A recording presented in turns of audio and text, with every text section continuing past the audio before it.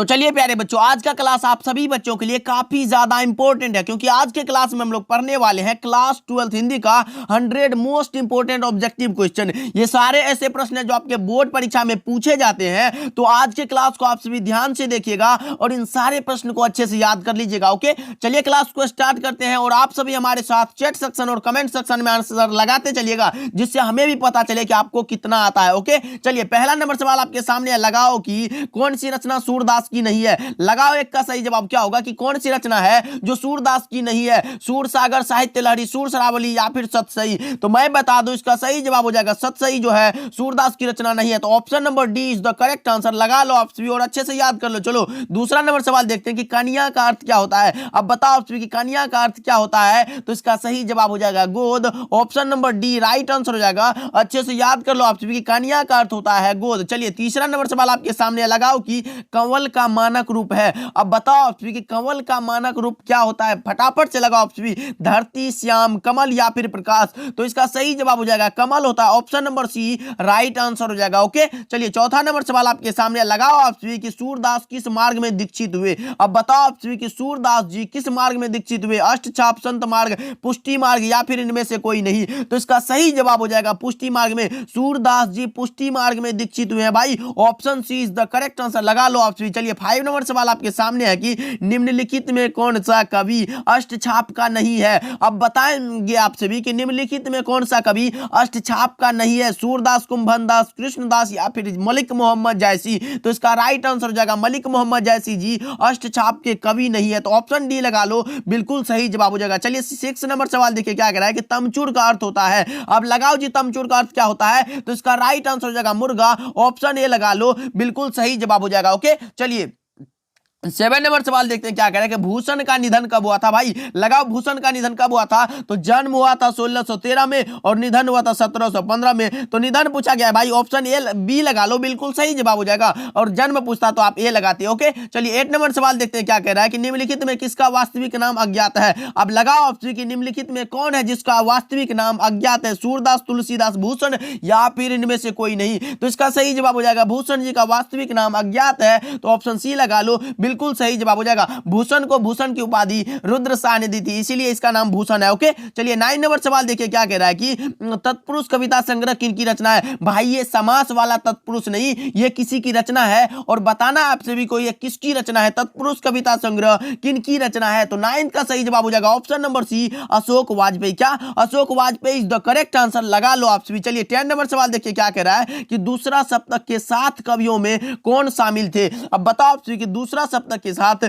कवियों में कौन शामिल थे। तो इसका सही जवाब हो जाएगा रघुवीर Sahay. Option A is the correct answer. लगा लो आप सभी। ओके, चलिए 11 नंबर सवाल देखते हैं क्या कह रहा है कि हारजीत शीर्षक कविता में खेत में रहने वालों की सूची कैसी है। अब बताओ आप सभी कि हारजीत शीर्षक कविता में खेत में रहने वालों की सूची कैसी है। तो यह सही जवाब हो जाएगा अप्रकाशित। ऑप्शन नंबर सी राइट आंसर हो जाएगा। ओके, चलिए 12 नंबर सवाल देखिए भाई। 100 ऑब्जेक्टिव है, फटाफट से लगाते चलो और हमारे साथ याद करते चलो भाई। काफी ज्यादा इंपॉर्टेंट सवाल है। शमशेर बहादुर सिंह को किस नाम से पुकारा जाता है। शमशेर बहादुर सिंह को कवियों के कवि कहा जाता है। ऑप्शन सी लगा लो, बिल्कुल सही जवाब हो जाएगा। ओके, चलिए 13 नंबर सवाल देखिए क्या कह रहा है कि कैदियों के लिए अनेक कल्याणकारी कार्यक्रम कौन चलाए थे। अब लगाओ सही जवाब इसका क्या होगा कि कैदियों के लिए अनेक कल्याणकारी कार्यक्रम कौन चलाए थे। लगाओ 13 का सही जवाब क्या होगा। इसका सही जवाब हो जाएगा ज्ञानेंद्र पति। ऑप्शन नंबर डी सही जवाब हो जाएगा। ओके, चलिए 14 नंबर सवाल देखिए क्या कह रहा है कि चुका भी नहीं हूं मैं, चुका भी नहीं हूं मैं कविता संग्रह किनकी रचना है। लगाओ 14 का सही जवाब क्या होगा। तो इसका सही जवाब हो जाएगा शमशेर बहादुर सिंह की रचना है। चुका भी नहीं हूं मैं, यह शमशेर बहादुर सिंह की कविता संग्रह है। ओके, चलिए 15 नंबर सवाल देखिए क्या कह रहा है कि बिखरे मोती कहानी संग्रह किनकी रचना है। बिखरे मोती सुभद्रा कुमारी चौहान की रचना है, यानी option number b right answer हो जाएगा। सुभद्रा कुमारी चौहान के पति देव का नाम है ठाकुर लक्ष्मण सिंह। ओके, चलिए अच्छे से ध्यान में रखिएगा आप सभी। चलिए 16 नंबर सवाल क्या करें कि कवि भूषण के प्रिय नायक कौन है। भाई कवि भूषण के प्रिय नायक है छत्रपति शिवाजी और छत्रसाल। ऑप्शन नंबर बी सही जवाब हो जाएगा। लगा लो जी और अच्छे से याद कर लो, ये भी आपके बोर्ड एग्जाम में पूछा गया सवाल है। चलिए 17 नंबर सवाल देखिए क्या कह रहा है कि विद्यावारिधि की उपाधि से किसे विभूषित किया गया है। अब बताओ कि विद्यावारिधि की उपाधि से किसे विभूषित किया गया है। लगाओ सही जवाब क्या होगा। 17 का सही जवाब हो जाएगा जगदीश चंद्र माथुर को। Option number b is the correct answer. अच्छे से याद कर लो आप सभी। चलिए 18 नंबर सवाल देखिए क्या कह रहा है कि बालकृष्ण भट्ट के पिता पेशे से क्या थे। बालकृष्ण भट्ट के पिता पेशे से एक व्यापारी थे, यानी ऑप्शन नंबर ए बिल्कुल सही जवाब हो जाएगा। ओके, लगा लो और अच्छे से याद करते चलो भाई, गुनगुनाते चलो हमारे साथ, याद हो जाएगा क्लास में ही। देखिए रोज शीर्षक पाठ साहित्य की कौन सी विधा है। रोज एक प्रकार की कहानी है और यह किसके द्वारा दिया गया है भाई, लगाओ आप सभी, यह अज्ञे के द्वारा दिया गया, यानी कहानी हो जाएगा। ऑप्शन नंबर सी बिल्कुल सही जवाब हो जाएगा, लगा लो आप सभी। चलिए 20 नंबर सवाल देखते हैं क्या कह रहा है कि डॉन ब्रीन की आत्मकथा का अनुवाद किसने किया था। अब बताओ आप सभी कि डॉन ब्रीन की आत्मकथा का अनुवाद किसने किया था। 20 का सही जवाब लगाएंगे आप सभी तो इसका सही जवाब हो जाएगा ऑप्शन नंबर ए भगत सिंह। क्या भगत सिंह सही जवाब हो जाएगा, लगा लो आप सभी। चलिए 21 नंबर सवाल देखते हैं क्या कह रहा है कि देवली कैंप में किसे रखा गया भाई, भगत सिंह के दोनों भाई को। तो कौन थे इसके भाई, कुलबीर सिंह और Kultar Singh. Option number D लगा लो जी, बिल्कुल सही जवाब हो जाएगा। ओके, चलिए 22 नंबर सवाल देखते हैं क्या कह रहा है कि संपूर्ण क्रांति का नारा किसने दिया था। अब बताओ सभी कि निम्नलिखित में जो है संपूर्ण क्रांति का नारा किसने दिया था, तो यह दिया था जयप्रकाश नारायण, लोकनायक जयप्रकाश नारायण ने। ऑप्शन नंबर ए सही जवाब हो जाएगा। ओके, चलिए 23 नंबर सवाल देखते हैं कि ध्रुव स्वामिनी नाटक किसके द्वारा लिखा गया है। ध्रुव स्वामिनी नाटक किसके द्वारा लिखा गया है, बताएंगे आप सभी कि 23 का सही जवाब क्या होगा। तो इसका सही जवाब हो जाएगा जयशंकर प्रसाद की ध्रुव स्वामिनी। यह नाटक जो है 1933 में प्रकाशित हुई थी और यह रचना है जयशंकर प्रसाद की। अच्छे से ध्यान में रखिएगा आप सभी। ओके,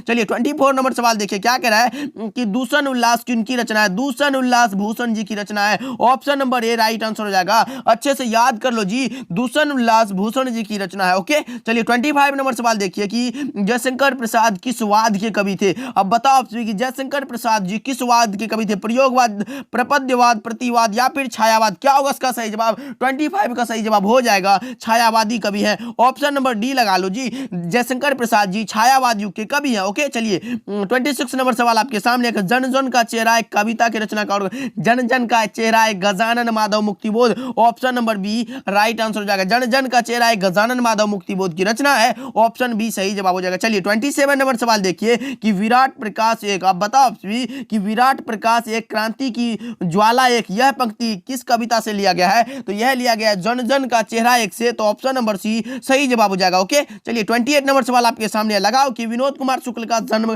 कब हुआ था। अब बताओ आप सभी 28 का सही जवाब क्या होगा, विनोद कुमार शुक्ल का जन्म कब हुआ था, तो यह हुआ था 1 जनवरी 1937 को, यानी ऑप्शन नंबर बी इसका बिल्कुल सही जवाब होने वाला है। ओके, चलिए 29 नंबर सवाल देखिए क्या कह रहा है कि गंगा तट शीर्षक कविता संग्रह किनके द्वारा लिखा गया है। गंगा तट शीर्षक कविता किनके द्वारा लिखा गया है, बताएंगे। 29 का सही जवाब क्या होगा, तो यह हो जाएगा ज्ञानेंद्र पति के द्वारा। कब, ज्ञानेंद्र पति के, और कब किया गया है प्रकाशित, तो 2000 ईस्वी में। कब, 2000 ईस्वी में, लगा लो आप सभी। ओके, चलिए 30 नंबर सवाल आपके सामने, लगाओ कि ज्ञानेंद्र पति किस राज्य के रहने वाले हैं भाई। लगाओ ज्ञानेंद्र पति जी किस राज्य के रहने वाले हैं, बिहार, पश्चिम बंगाल, झारखंड या फिर ओडिशा। 30 का सही जवाब हो जाएगा झारखंड। क्या, Jharkhand. Option number c is the correct answer, लगा लो आप सभी। चलिए 31 नंबर सवाल आपके सामने है कि जयशंकर प्रसाद का जन्म स्थान कहां है। जन्म स्थान पूछा गया भाई, जयशंकर प्रसाद का जन्म स्थान कहां है, लगाओ सही जवाब क्या होगा, तो इसका सही जवाब हो जाएगा Varanasi. Option number b right answer हो जाएगा। ओके, चलिए 32 नंबर सवाल देखते हैं कि चातकी किसके लिए तरसती है भाई, चातकी कर्ण के लिए भाई, कर्ण के लिए तरसती। ऑप्शन सी लगा लो, बिल्कुल सही जवाब हो जाएगा। ओके, चलिए 33 नंबर सवाल क्या कह रहा है कि मलयज छात्र जीवन में किस रोग से ग्रसित थे। 6 रोग भाई, 6 रोग। ऑप्शन बी सही जवाब हो जाएगा। ओके, चलिए 34 नंबर सवाल देखिए क्या कह रहा है, जूठन शीर्षक पाठ साहित्य की कौन सी विधा है। जूठन शीर्षक पाठ साहित्य की कौन सी विधा है, लगाएंगे आप सभी। जूठन शीर्षक पाठ जो है साहित्य की कौन सी विधा है, यह एक प्रकार की आत्मकथा है। कौन सा आत्मकथा, तो दलित आत्मकथा। Option number A right answer हो जाएगा। चलिए 35 नंबर सवाल देखते हैं कि द ओनली रिवॉल्यूशन किस लेखक की रचना है। द ओनली रिवॉल्यूशन किस लेखक की रचना है, लगाएंगे आप सभी। 35 का सही जवाब क्या होगा, ये जय कृष्ण मूर्ति की रचना है भाई, जय कृष्ण मूर्ति की रचना है। शिक्षा शास्त्र के रचनाकार जय कृष्ण मूर्ति, उन्हीं की यह रचना है, द ओनली रिवॉल्यूशन। ओके, चलिए 36 नंबर सवाल देखिए क्या कह रहा है कि जिसका उच्चारण स्वरों की सहायता से होता है। बताओ कि जिसका उच्चारण स्वरों की सहायता से होता है, उसे हम लोग तो बचपन से पढ़ते आ रहे हैं, उसे व्यंजन वर्ण कहते हैं। Option number D right answer होने वाला है। ओके, चलिए 37 नंबर सवाल देखते हैं कि भ का उच्चारण क्या होगा भाई। भ का उच्चारण लगाएंगे, 37 का सही जवाब क्या होगा, ये ओष्ठ हो जाएगा जी। भ का उच्चारण स्थान है ओष्ठ। ओके, चलिए नेक्स्ट सवाल देखते हैं 38 नंबर सवाल क्या है, संधि कितने प्रकार के होते हैं, ये मैंने कितनी बार बता चुका, स्वर संधि, व्यंजन संधि और कौन सा, विसर्ग संधि, यानी ऑप्शन नंबर बी इसका बिल्कुल सही जवाब हो जाएगा। संधि 3 प्रकार के होते हैं। ओके चलिए 39 नंबर सवाल क्या कह रहा है, सरोवर का संधि विच्छेद सरह जोड़ वर, कौन सा ऑप्शन होगा, सरह जोड़ वर, ऑप्शन नंबर सी सही जवाब हो जाएगा। लगा लो और अच्छे से याद कर लो। चलिए 40 नंबर सवाल आपके सामने है, निम्नलिखित में कौन शुद्ध शब्द है, अब बताओ कि निम्नलिखित में कौन सा शुद्ध शब्द है, लगाएंगे 40 का सही जवाब क्या होगा, तो ये पर्याप्त सही लग रहा है, ऑप्शन सी सही जवाब हो जाएगा। ओके चलिए 41 नंबर सवाल देखते हैं कि विजयादशमी शब्द में कौन सी संज्ञा है। विजयादशमी भाई एक यह विशेष प्रकार का त्योहार है, तो कौन सा विशेष के लिए क्या व्यक्तिवाचक होता है जी, ऑप्शन ए बिल्कुल सही जवाब हो जाएगा। ओके चलिए नेक्स्ट सवाल देखते हैं 42 नंबर सवाल क्या कह रहा है, नदी शब्द कौन सा लिंग है भाई, नदी शब्द कौन सा लिंग होगा, 42 का सही जवाब लगाएंगे आप सभी, तो यह एक प्रकार का स्त्रीलिंग है, ऑप्शन बी सही जवाब हो जाएगा। चलिए 43 नंबर सवाल क्या कह रहा है कि संरक्षक शब्द का स्त्रीलिंग रूप क्या होगा, संरक्षिका हो जाएगा जी, ये तो आसान है, ऑप्शन सी लगा लो, बिल्कुल सही जवाब हो जाएगा। ओके 44 नंबर सवाल आपके सामने है कि रचना की दृष्टि से क्रिया के कितने भेद होते हैं, अब बताओ आप सभी 44 का सही जवाब क्या होगा, रचना की दृष्टि से क्रिया के मात्र 2 भेद होते हैं, कौन कौन, सकर्मक और अकर्मक, सकर्मक क्रिया और अकर्मक क्रिया, तो कितना डी लगा लो जी, बिल्कुल सही जवाब हो जाएगा। रचना की दृष्टि से क्रिया के 2 भेद है, सकर्मक और कौन सा, अकर्मक। ओके चलिए 45 नंबर सवाल है कि अलग शब्द में कौन सा उपसर्ग है, अलग शब्द में उपसर्ग बताना है भाई, लगाओ सही जवाब क्या होगा, तो अ प्लस लग, यानी ऑप्शन नंबर डी सही जवाब हो जाएगा। ओके चलिए 46 नंबर सवाल आपके सामने, समास का अर्थ क्या होता है भाई, समास का अर्थ होता है छोटे रूपों में लिखना, संक्षेप करना, ऑप्शन डी लगा लो जी, बिल्कुल सही जवाब हो जाएगा। ओके चलिए 47 नंबर सवाल आपके सामने है कि प्रत्यक्ष शब्द में कौन सा समास है, प्रत्यक्ष यथा प्रति बे से शुरू हुआ, यथा प्रति प्रति से शुरू हुआ, लगाओ अव्ययी भाव समास, ऑप्शन ए बिल्कुल सही जवाब हो जाएगा। ओके 48 नंबर सवाल आपके सामने है जी, सार्थक शब्द का विलोम शब्द, उल्टा शब्द पूछा गया है, सार्थक का विलोम हो जाएगा निरर्थक, यानी ऑप्शन नंबर सी सही जवाब हो जाएगा। ओके चलिए 49 नंबर सवाल देखिए कि कलेजा ठंडा होना मुहावरे का अर्थ क्या होता है, कलेजा ठंडा मिल गया यानी संतोष होना, ऑप्शन ए सही जवाब हो जाएगा। कलेजा ठंडा होना मुहावरे का अर्थ है संतोष होना। ओके चलिए 50 नंबर सवाल यानी 100 का हाफ हो चुका है, देखिए च का उच्चारण स्थान पूछा गया, लगाओ सही जवाब, 50 का सही जवाब क्या होगा, इसका सही जवाब हो जाएगा तालु, इचू यसानांग तालु, ये ट्रिक है हम लोगों का, ऑप्शन बी लगा लो जी, बिल्कुल सही जवाब हो जाएगा। चलिए 51 नंबर सवाल आपके सामने कि तेल शब्द कौन सा संज्ञा भाई, द्रव का बोध हो रहा है, द्रववाचक, ऑप्शन सी सही जवाब हो जाएगा, तेल द्रववाचक है। ओके चलिए 52 नंबर सवाल देखते हैं कि अनुराग शब्द का विलोम क्या होगा, अनुराग का विलोम उल्टा शब्द विराग, कौन सा, विराग, ऑप्शन डी लगा लो, बिल्कुल परफेक्ट जवाब हो जाएगा। ओके चलिए 53 नंबर सवाल देखते हैं, अभी तक आप लोगों ने क्लास को लाइक नहीं किया है तो कर दीजिएगा, और जो बच्चे चैनल पे नए जुड़ रहे हैं तो भाई सब्सक्राइब कर जुड़ो ना।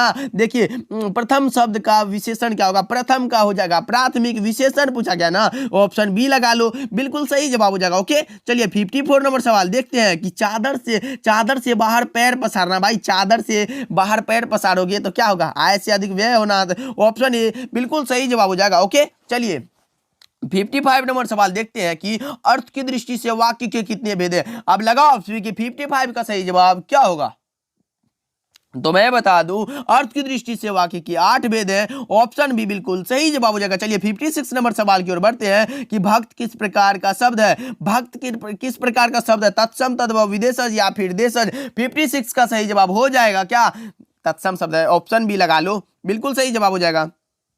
चलिए 57 नंबर सवाल क्या है, ख का उच्चारण भाई, ख का उच्चारण स्थान क्या होगा, कहु विसर्जन यानान कंठ, यानी ऑप्शन नंबर डी इसका राइट आंसर हो जाएगा। ओके चलिए 58 नंबर सवाल देखते हैं क्या कह रहा है जी, 58 नंबर सवाल है कूली प्रथा किसकी रचना है, कूली प्रथा जो रचना है सुभद्रा कुमारी चौहान की पति जिनका नाम है ठाकुर लक्ष्मण सिंह, उसी की रचना है।